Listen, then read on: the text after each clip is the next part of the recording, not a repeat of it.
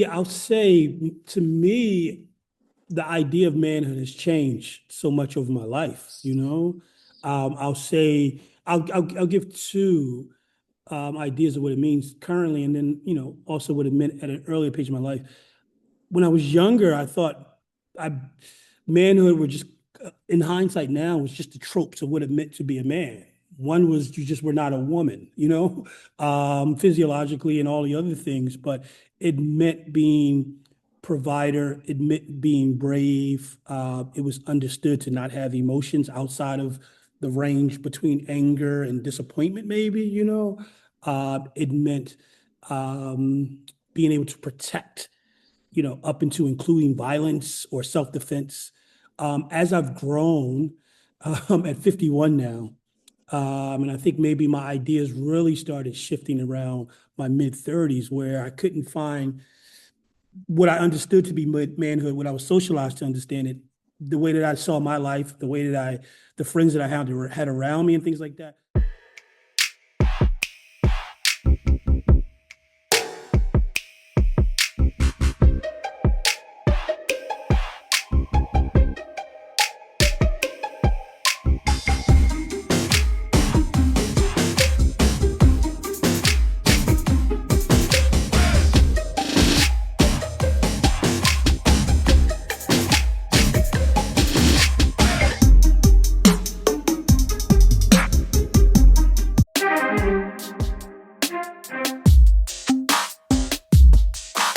Hi, and welcome to another edition of King Crush Thursday, the series where we highlight and uplift Black men because, frankly, not too many people are doing it.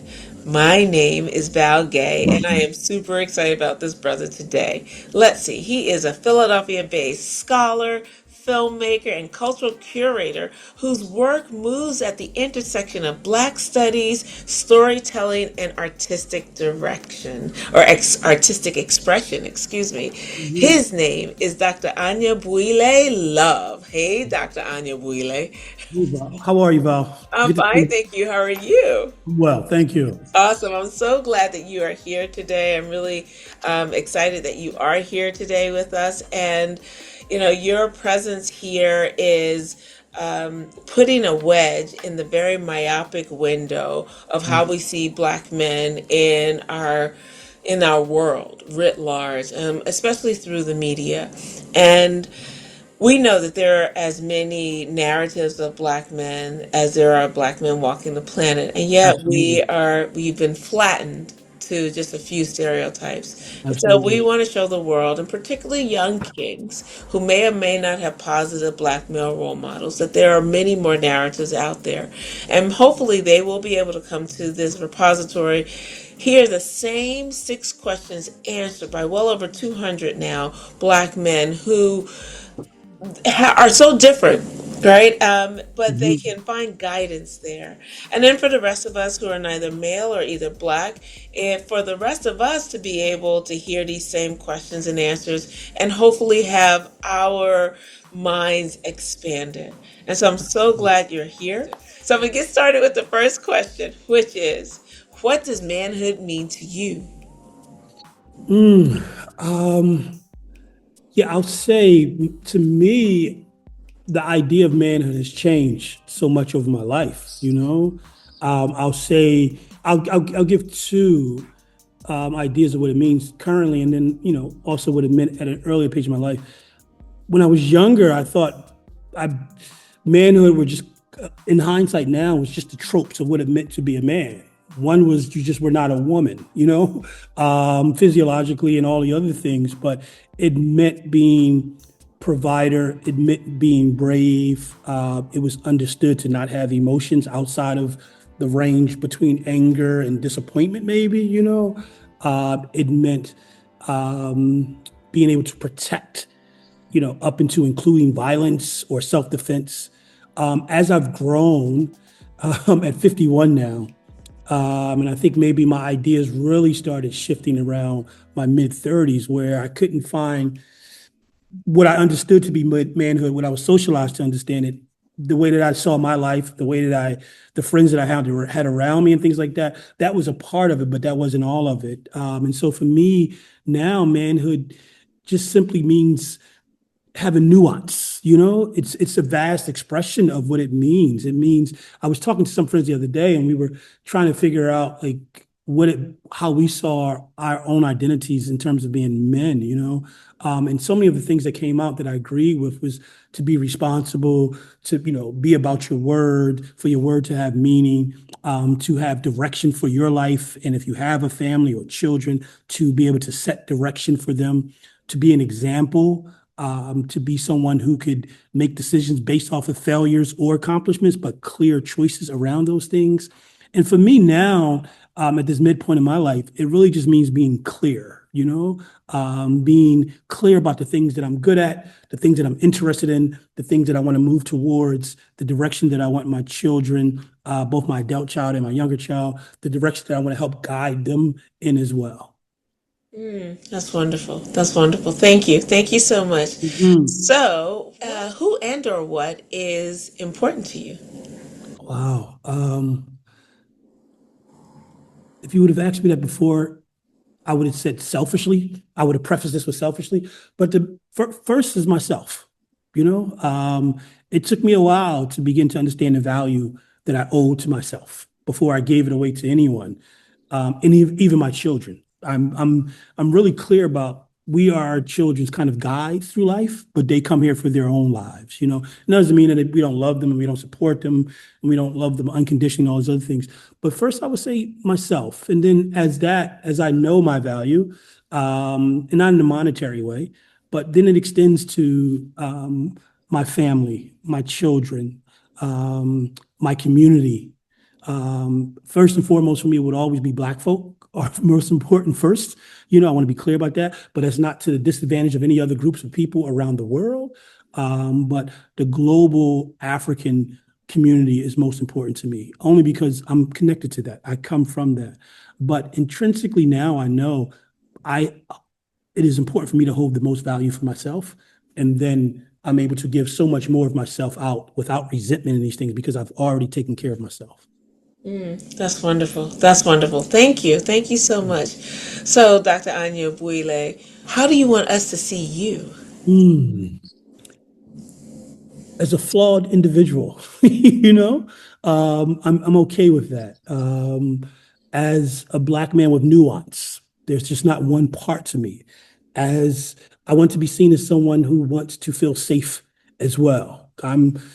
I guess I would be considered a bigger person and I'm Black and I'm, all these things. But I've always known, but I've learned this as an adult that I need to feel safe in spaces as well, and not just physically, but emotional and these other things as well.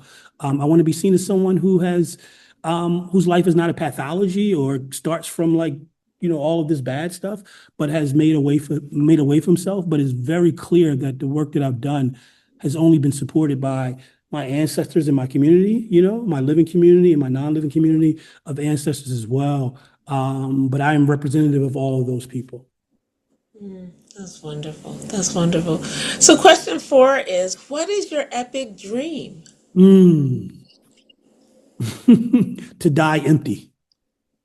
Yeah, I have, I am okay and have been for a while with my own mortality. And so I'm not trying to stay that off. Clearly, I'm not saying take me any time and I do what I can to make sure my health and things like this is good. But I feel like we're here for a short time. And whatever our thing is, and no hierarchy of that thing, to live that to the most, And so my to contrast that question, my biggest nightmare is to taking my last breath and I have regret or wishes, And it's not about having accomplished a lot. It's just um, going in the direction of the things that I want to do, that I'm called to do, that I can't in my sleep or in my waking hours, I can't dismiss. So I want to die empty. Yeah. That is amazing. That's awesome. Excellent. Excellent. Thank you. So, you really have been answering question 5 all along Mm-hmm. implicitly, but I'm going to ask you explicitly. Mm-hmm. Dr. Anya Bwile Love, Mm-hmm. who are you? Whew. I am a fully evolved human being, um, I am someone who loves himself, who earned that right to love himself honestly. I am a son and a brother and a nephew and an uncle. And most importantly, I think in terms of life, I am a father. I don't define myself through those things. I don't even define myself through my career in these things, but I'm a fully evolved human being who has taken on many evolutions to get to this place where I look at myself and in my body, I feel comfortable with myself, with all the emotional and, psychological flaws or challenges that comes with that. But I'm a fully evolved human being, still evolving, but at this point, fully evolved. Yes. That's really beautiful. Thank you. Thank you. So here we are already at question 6. Yeah. Which is there anything that I should have asked you that I didn't ask or you wanted me to ask that I didn't? In other words, what did I miss? Nothing. First of all, I just want to say thank you. I think I may have said in one of the responses, but I think Black men in particular deserve nuance. You know, I think it's patriarchy and all these other things. Not to get too deep into it, it automatically forces us into this one thing, right? At a young age, we hear this notion of manning up. We don't even know what it means. It's just this thing that exists that we're supposed to work towards. But I think Black men deserve nuance, and so I'm always expressing that, and not to the exclusion of the things that the challenges that we bring into spaces and things like this. But outside, even with that, I think there's more conversation around that that's deserved. Not to excuse the behavior, but there's more conversation in and around that. Yeah, I think we should be seen as complicated individuals, filled with a range of emotions, filled with a range of feelings. And I work my behind off to bring those conversations to the table, so that we can really explore and really start thinking about how we show up for each other, for ourselves, the expectations we have for partners, and what the possibilities are of loving Black men, not just romantically, but loving them fully, And I think that's work that we just not have not really tapped into yet. That's really beautiful. That's awesome. Excellent. Thank you so much. That your nuanced answers were really wonderful, and like you said, they actually exemplify the reason for Yeah, this series. yeah, That we are nuanced, and you deserve to be nuanced, and so rarely do you have the opportunity yeah, uncensored yes, to yes, show who you are and what you think about. And absolutely. I'm just so grateful. I'm grateful on behalf of your family as you talk about your children and your community writ large, the work that you do. I'm so grateful that you are in this space and that we get to benefit from it. So I honor you, my king. Thank I you. pray that your epic dream actually comes Hmm. true Hmm. much later. Yeah, I much usually later. say to folks, Yeah, sooner rather than later, but for you in this case, much later. it comes much later. Yeah, But that throughout it, that you are working towards executing your epic dream, right? absolutely. That all of the work that you came here to do will be accomplished in your lifetime, and I'm so grateful for that. So thank you so much for being here Thank today. you. Just as a side note, Val, I saw you, I guess, maybe 3 weeks ago at City Hall for the Philadelphia Jazz Month. I was Yes. one of the recipients. We're at rehearsals now for our program for tomorrow. So Oh, thank you that's so so much. Thank you so much for awesome. all the work that you Absolutely. do. You're doing a Thank great you. job. You're doing a Thank great job. Thank you so Thank you much. so much. Absolutely. And you stay right there because I want to thank the audience. And Okay. I hope that you enjoyed this conversation as much as I did. And if there's a positive and successful Black man in your life who you want to see highlighted in this forum and you want to hear from in this forum, please click the link below, or in my bio, fill out the nomination form and we'll take it from there. That's exactly how we got Dr. Anyabwile Love. I practiced that. I practiced Mhm. saying that. Yeah. And we are so grateful. I often say that success does not equal what a Black man does for a living. Mhm. As long as it is legal and he's not hurting anybody, because Mhm. they are not always mutually exclusive, Absolutely. I really don't care. Because Mhm. particularly in our society, um, our Black men aren't always able to fulfill their potential through their careers or through their work. But that does not diminish the content of their character and the impact that they have the ability to make on their communities, starting with the nuclear family and radiating out writ large to the rest of us. Those brothers we also want to hear from in this forum. And so please stay tuned next week for yet another amazing king. And please remember to spread love and have a great day. Thanks so much. And Dr. Anyabwile, thank you so much. It was really wonderful. Thank you. Thank you, Val. Thank you for this platform. Thank you so much. Much appreciated. Likewise. Thank you.